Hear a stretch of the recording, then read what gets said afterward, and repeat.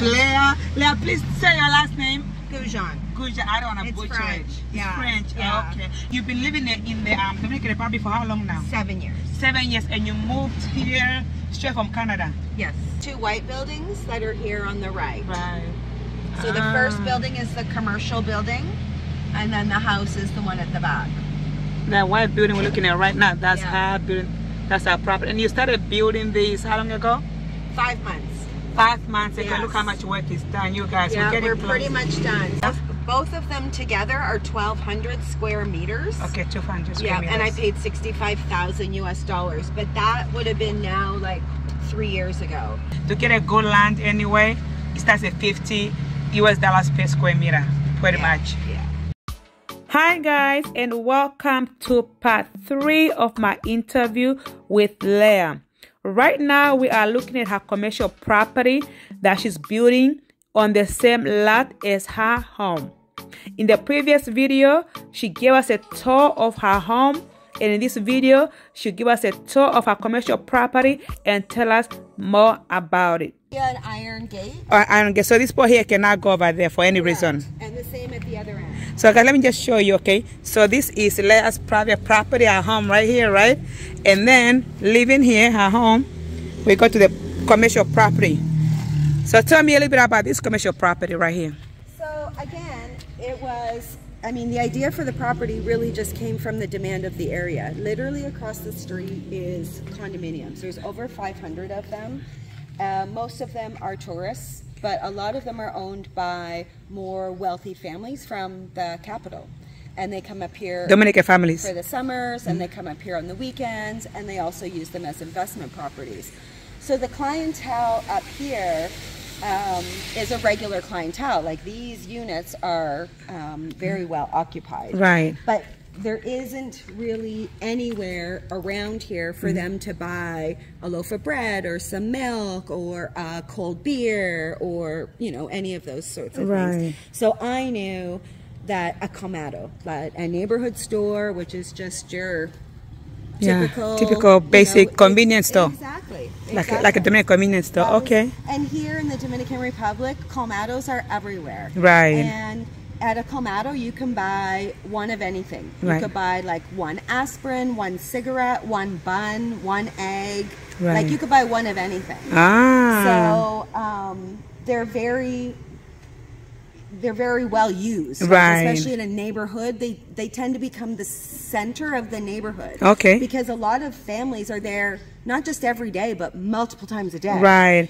So it just becomes like a central meeting place where everyone sees the neighbors and play music. Chats, and there's always coffee that you can have. And music, and you know, if you want to have a cold drink, then you can. So this is you're gonna have a Comado downstairs, and you're gonna have residential areas upstairs. Yes. So the Comado. We'll just come here. Okay. Quickly, are those the condos talking about? The buildings are the condos? Yes. Oh, those. Okay. Wow. Yeah. So you've got some here that are just being built. Okay. Over here, I think there's about there's just over 100 condos, and that building is over 10 years old. Okay. So, but it's the same developer that has built many of the buildings along here, and down a little bit more is a beautiful boutique hotel. So it's like there's a lot of people around here. So that's wonderful. It definitely needs a business. So you can see the big door here.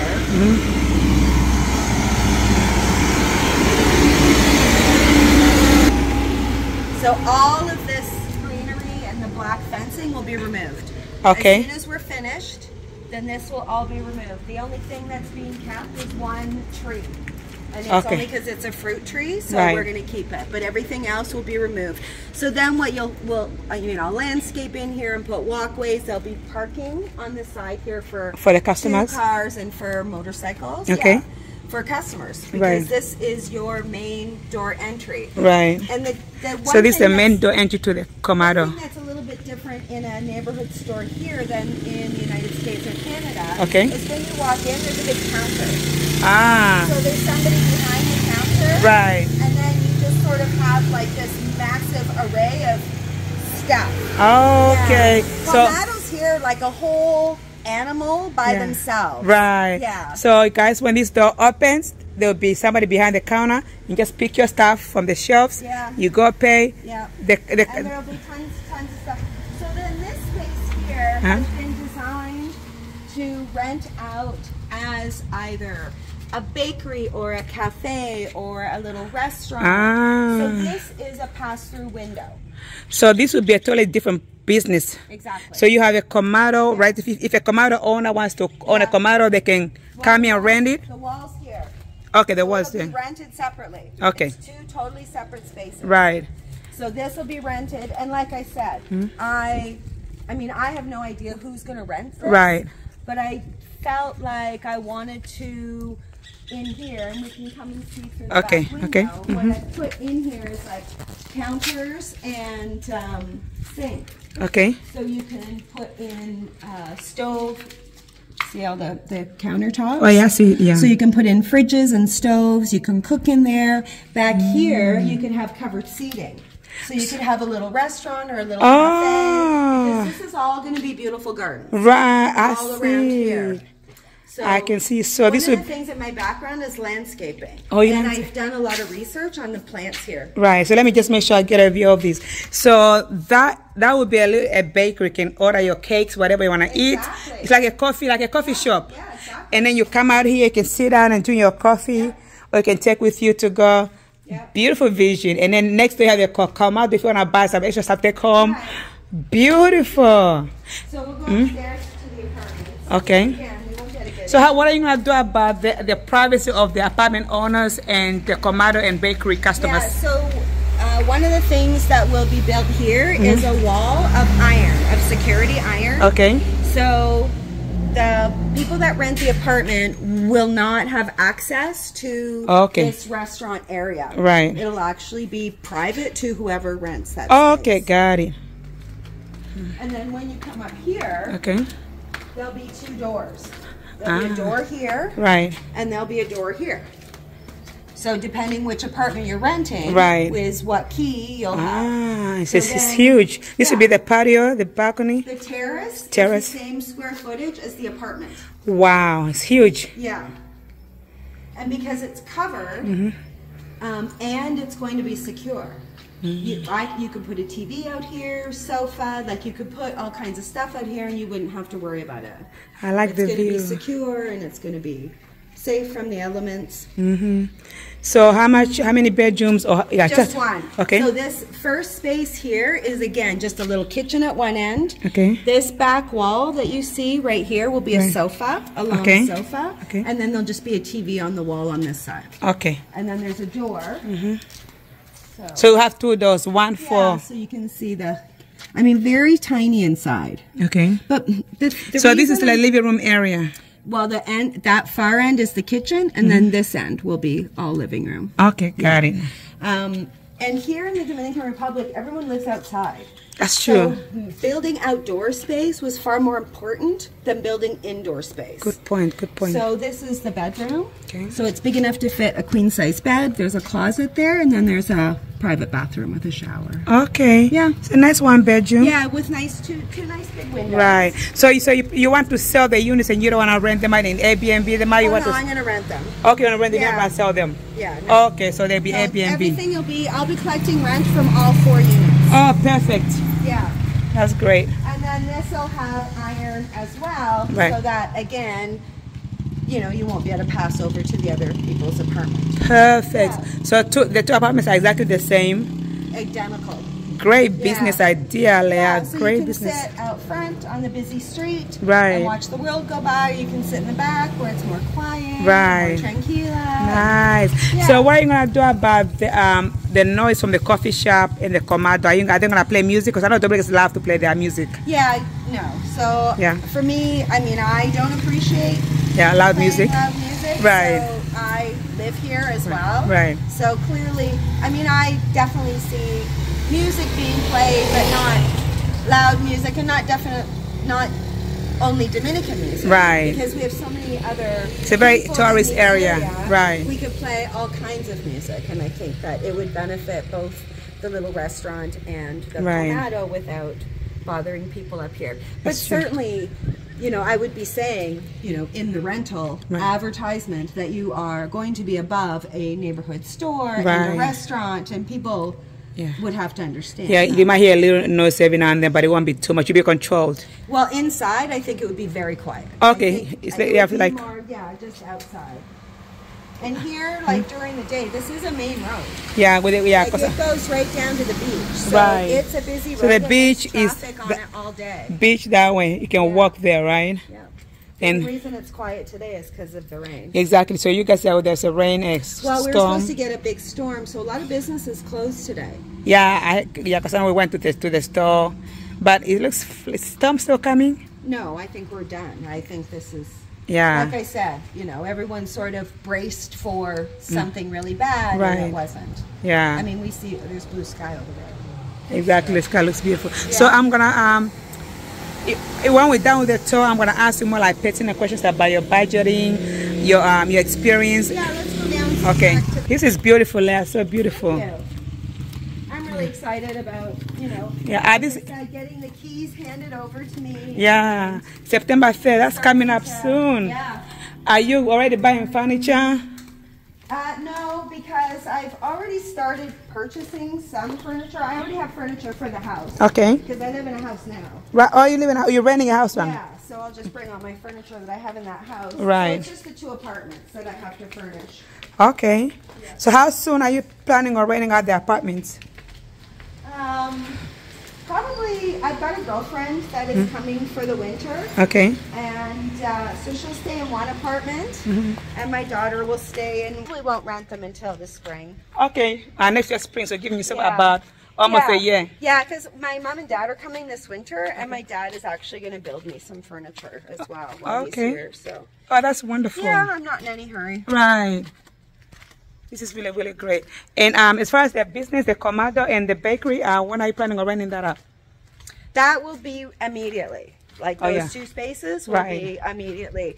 And, you know, I've decided I'm not going to advertise the spaces too much. I think because, I mean, it's a small town. Everyone knows exactly what's going on here. Right. And I just feel like if there's somebody interested, then they'll come to me. Right. So I think I'll just wait for that. Okay, that's interesting. Yeah. This guy is the guy that's living on the property. Okay. Yeah. So Reno owns 3 houses here that he rents out. Who's Reno? Reno's my boyfriend. Okay, that's Reno. Hi, Reno. Yeah. Hola. So Sudi Dodo was a tenant of his at another property. Okay. So he just moved him here. Okay. So he's been living here for 5 months during the build. Oh. Yeah. Hola, ¿cómo estás? So he lives okay, rent free for as long? Exactly. Oh, that's nice. Plus he gets paid. Oh, he gets paid too? Oh, nice. Plus he has a full-time job during the day. He's the guy that climbs the coconut trees and cuts down all the coconuts. Oh, interesting. So he has okay, that's awesome. Yeah. Find yourself a nice guy who's going to live in your property while you're getting built. Yes. That's awesome. That was built into your contract with the builder pretty much. Well, we hired him when we started doing the wall. Oh, okay. So then when he started building the house, I said, you can either bring your own security person and we'll move him back to the house that he came from. Right. Or you can keep him because he already knows, he's a little bit crazy. Right. But, you know, he does the job and nothing's been stolen. So. Nice. That's all that matters. Right, that's all that matters. I'm pretty sure if I ever interviewed him for a job, I would have never hired him for anything ever. Right. But, you know, yeah. So, and was your boyfriend helpful? Know that he has 3 properties, but was he helpful in giving you some tips? He was helpful with people. With understanding people, but also I think it's very difficult here to do business as a woman because it's a very male-dominated society where men prefer to do business with men. In fact, they're very uncomfortable doing business with women. Not for any other reason, just because they're not used to it, and it just makes them really uncomfortable. So a lot of times, and the older the man, the more uncomfortable they were. So I think it's a generational thing as well. Like younger guys in their 20s and 30s, I don't think it means anything to them. But you get more generational, like over 50, and, you know, right away they're like, well, you know, where's your husband or your brother or your father? Like they want a male figure. And I think a lot of times I felt like they wanted the male figure because they just felt like I was this frivolous woman that had no idea what I was saying and, you know, was just silly and didn't know what I was doing, and they needed somebody serious. Not that I've ever come across as not being serious. Right. I think it's just their impression of women overall. Now when it comes to building manual labor, we don't know anything. That's what they think. Right. So that was a definite hurdle that I had to overcome. But I must say that having him there, even if because he never spoke for me and he never negotiated anything for me. In fact, I was very specific about the fact that I was the one that was doing this project, that, you know, he really had nothing to do with it. But I think him standing beside me just earned that level of respect. Right. I don't know if that's even the right word. Right. Interesting. Yeah. He's Dominican. This is area born and raised in Las Terrenas. And I think it's just him standing there says, you know, you can't fool around with her. You can't take advantage of her. You can't lie to her. You can't, you know, because I'm standing right here. Right. I think really that's what the biggest advantage that he got for me. Okay, right. Interesting. Nice. And without ever saying a word. Right. Get yourself a man. I'm kidding. Well, I mean, honestly, like, because this is a male-centric society, in this particular country, it is important. Right. And, you know, I mean, I did this project by myself. Right. I could have done it without him. It was a lot easier with him. Right. You know, so take that for what it is. Yeah. All right, guys, let's not make this video too long. So please look out for the next part 3, where Leah will discuss more of the process that she went through to get her property. And she'll be talking about the numbers, the legal matters, everything that she went through. She'll be sharing that in the next parts of the interview. So please don't forget to like, share, and subscribe, and turn on the notification bell so you can be notified when I upload a new video. As always, thank you for watching. See you in the next video.